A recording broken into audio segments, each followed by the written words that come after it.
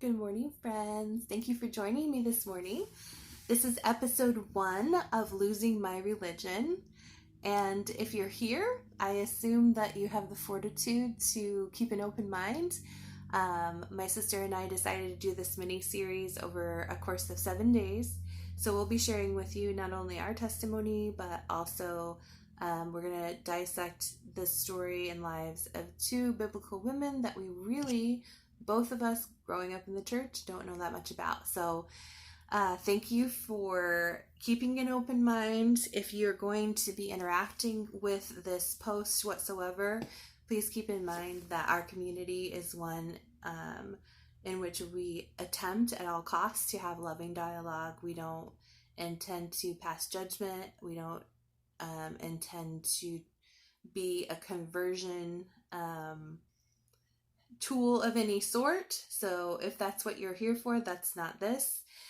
You're welcome to stay and see what we have to say. However, this is not a place where you are able to come into our space and hawk Bible verses. So if that's at all your intention in watching this, I would say feel free to enjoy the video, but we want this to be a place where people can have loving conversation and real conversation and ask real questions and be curious about things. Okay, so I'm going to start with my testimony. I think I said I'm Kara.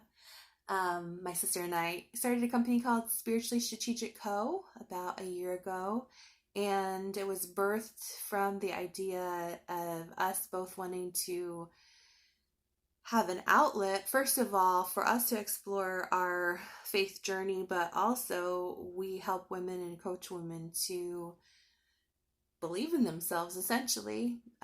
We believe that everybody is innately blessed with certain gifts and talents that are God-breathed, and we believe also that we are made and created in the image of God, and sometimes as part of a conservative church evangelical movement, women tend to get lost in the noise.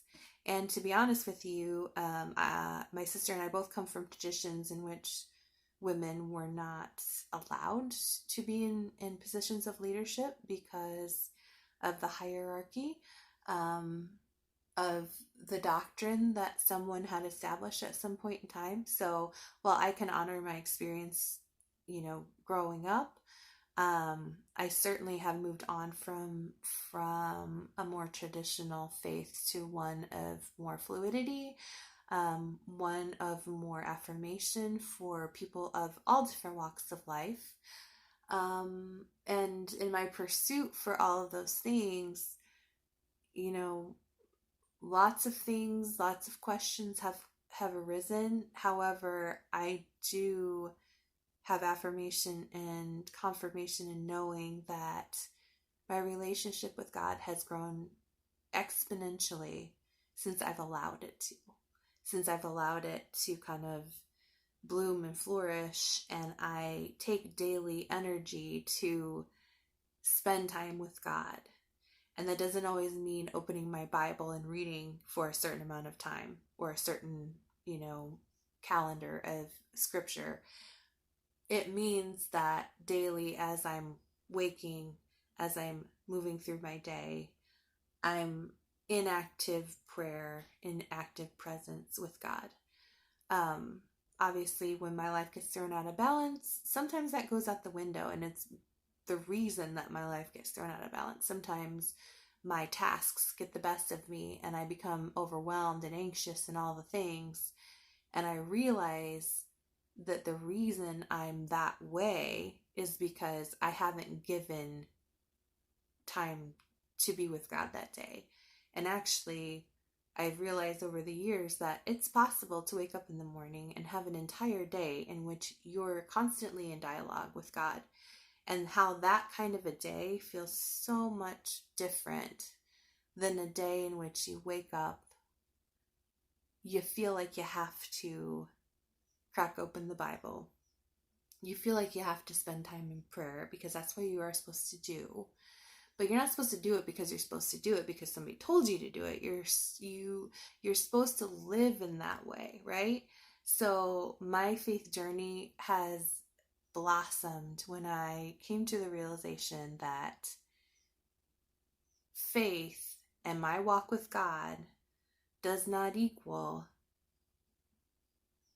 me doing actionable items throughout the week to show that I'm connected to God. What it is me constantly searching in dialogue with God. If there's something that I read that I don't understand, having prayer and conversation about that, talking with other people that are open-minded to being asked questions, people that know more than I do about scripture, people that have studied Hebrew and Greek and understand the cultural context of the word, right? So those are not always things that are allowed in the church. And if you're sitting here watching this today and saying, oh, but my church, we allow questions, we allow for all of those things. I've been in church my entire life up until about 5 years ago. I'm almost 40 years old. So about 35 years of my life, I have been an active and engaged member of a congregation.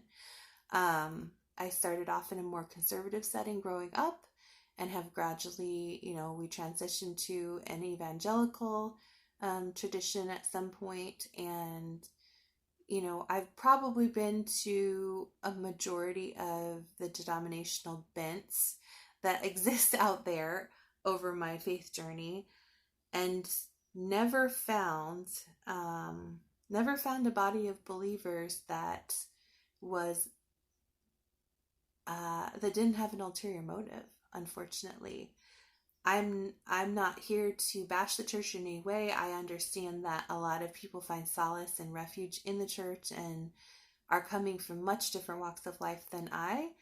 However, for me, it became a toxic situation when I felt that I couldn't be part of this body of Christians without fitting into their box.